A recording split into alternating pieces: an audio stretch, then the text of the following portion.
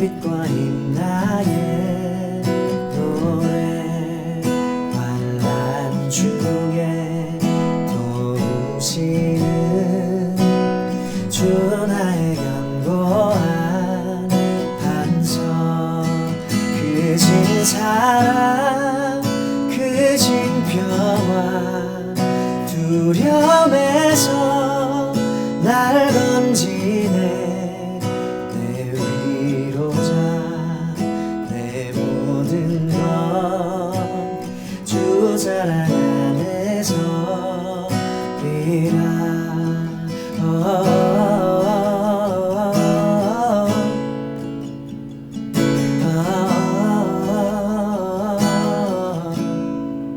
주님 단한 세상의 빛 어둠 속에 눈이 셨네 영광스런 그의 날에 무덤에서 부활했네 승리하신 우리 주님 원수들을 물리쳤네 나 주의 것 주 나의 것 주 보혈 안에 살리라 주 예수의 능력으로 내 속에 두려움 없네 나의 사는 모든 순간 주께서 다스리시네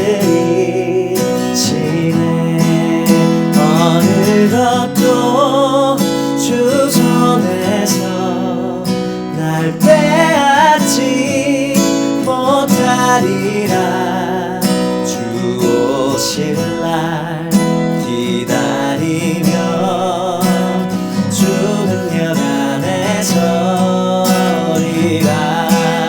어느 것도 주 손에서 날 빼앗지 못하리라 주 오실 날 기다리며 주 능력 안에 서리라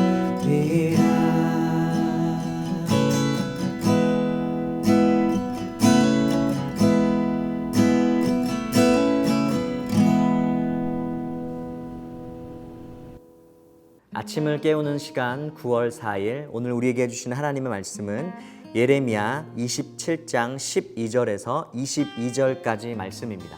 제가 봉독하겠습니다. 내가 이 모든 말씀대로 유다의 왕 시드기야에게 전하여 이르되 왕과 백성은 바벨론 왕의 멍에를 목에 메고 그와 그의 백성을 섬기소서 그리하면 사실이라 어찌하여 당신과 당신의 백성이 여호와께서 바벨론의 왕을 섬기지 아니하는 나라에 대하여 하신 말씀과 같이 칼과 기근과 전염병에 죽으려 하나이까 그러므로 당신들은 바벨론의 왕을 섬기게 되지 아니하리라 하는 선지자의 말을 듣지 마소서 그들은 거짓을 예언함이니이다 이는 여호와의 말씀이니라 내가 그들을 보내지 아니하였거늘 그들이 내 이름으로 거짓을 예언하니 내가 너희를 몰아내리니 너희와 너희에게 예언하는 선지자들이 멸망하리라 내가 또 제사장들과 그 모든 백성에게 전하여 이르되 여호와께서 이와 같이 말씀하시기를 보라 여호와의 성전의 기구를 이제 바벨론에서 속히 돌려오리라고 너희에게 예언하는 선지자들의 말을 듣지 말라 이는 그들이 거짓을 예언함이니라 하셨나니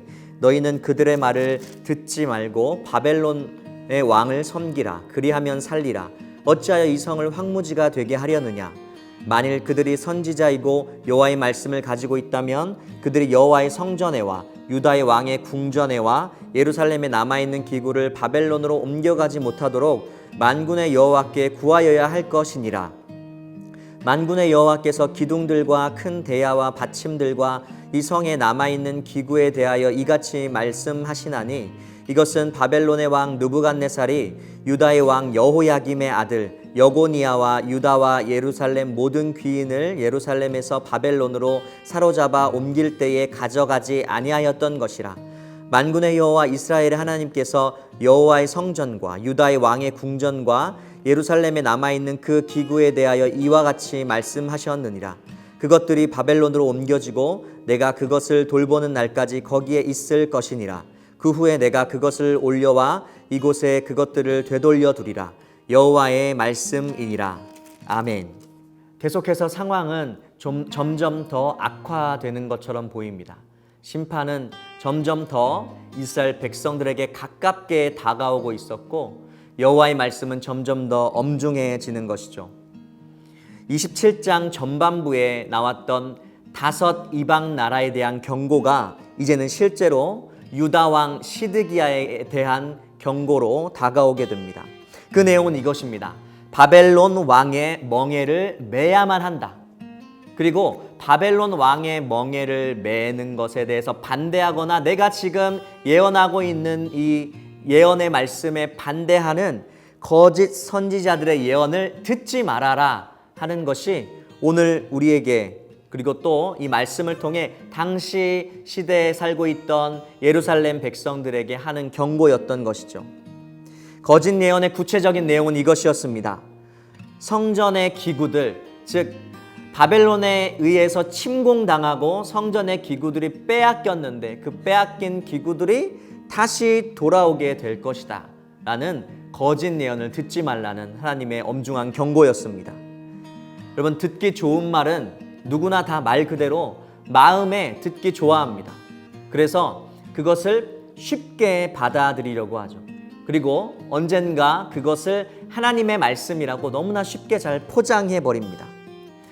더 이 말씀이 많은 사람들에게 큰 호응을 얻을 수 있었던 것은 성전은 그들의 삶의 중심이었고 성전의 기구들이 다시 돌아온다는 것은 하나님이 다시 축복해 주신다는 의미가 있을 뿐만 아니라 왕에게 있어서는 왕권이 다시 강화되고 백성들을 하나로 묶는 힘이 있었기 때문에 이 듣기 좋은 예언을 하나님의 말씀이라고 쉽게 받아들일 수 있었을 것입니다.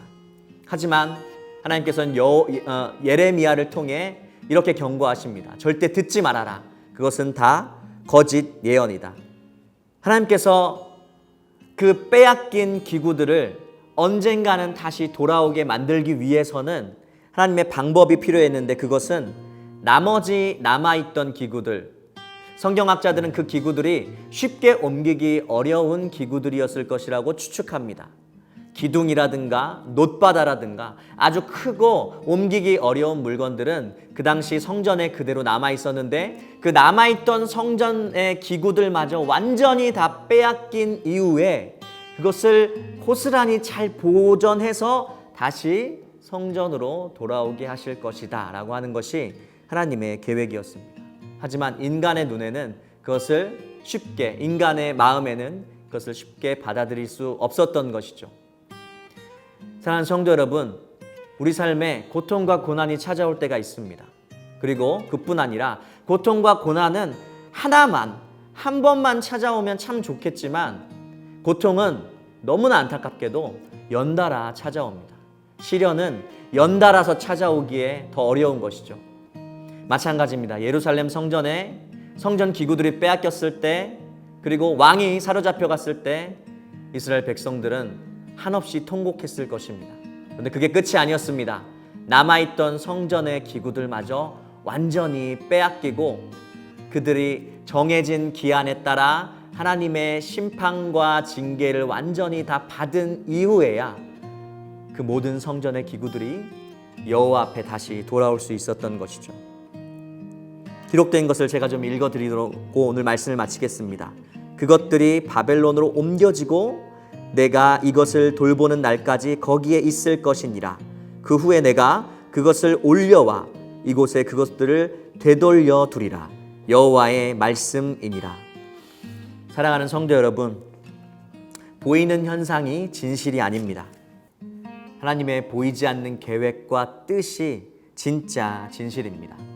모든 것을 빼앗겨도 저항하지 않는 것이 하나님의 뜻이라고 한다면, 그래서 그것이 하나님의 계획이라면 하나님께서 반드시 그것을 돌려주시기로 약속하신 것을 이루어 주실 겁니다. 사랑하는 성도 여러분, 무엇을 주님께 드리셨습니까? 여러분, 생명도 아끼지 마십시오. 주님께서 우리에게 다시 되돌려 주실 것이기 때문입니다. 오늘 하루 어떻게 사시겠습니까? 모든 것을 다 잃어버린 이스라엘 백성들에게 주신 하나님의 약속을 우리의 약속으로 믿고 굳게 다짐하며 주께 믿음을 보이는 오늘 하루가 되시길 주님의 이름으로 축복합니다.